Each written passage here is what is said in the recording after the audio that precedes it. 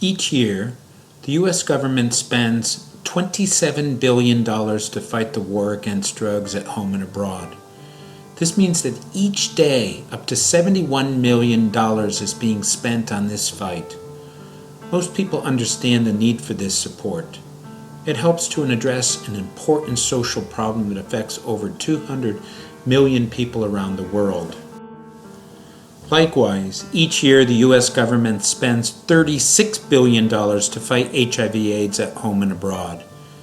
This means that each day up to $100 million is being spent to address this terrible disease. Once again, most of us understand the need for this humanitarian support. It helps to address an important global problem that affects 38 million people who are living with the disease, along with their families. Continuing down this path, last year the U.S. government spent $120 million on the fight against human trafficking at home and abroad. This means that each day up to $330,000 is spent on this issue. This funding is used to help a portion of the 46 million people living in slavery around the world.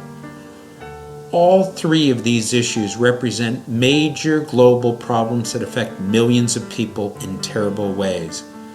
But when we take a closer look at the magnitude of the resources available, there is clearly a major discrepancy.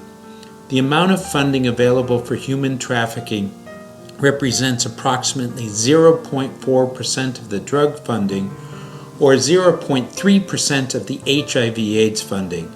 Not even 1%. Put another way, for every $1,000 spent on drug trafficking, $3 is available for human trafficking. Why is human trafficking so low relative to these other issues? There are probably many good reasons for this, but let's not focus on this question. Let's instead look toward the future. I would argue that there are two important reasons why America should consider increasing our funding support for addressing the modern slavery problem. First, America is a country that places freedom above nearly everything else. In our Pledge of Allegiance, we end with the phrase, "with liberty and justice for all." Our Statue of Liberty represents a symbol of freedom. It is a core value of our society. And yet millions around the world live without it. Second, after 20 years of doing anti-slavery work around the world, we have learned many important lessons. Yes, we have made some mistakes, but along the way we have learned from them. We have many highly committed people who have dedicated their lives to this cause. Right now, more than ever before, we are primed and ready to make a significant difference. But despite our best efforts, the resources are simply not enough. We need more. So how much funding would be enough? I'm not sure anyone can answer this question at this time. But it is clear that $120 million is far too low. For the sake of discussion, I'd argue that we should be spending up to $2 billion a year. This would not break our bank, but it would significantly add to the funding requirements both at home and abroad.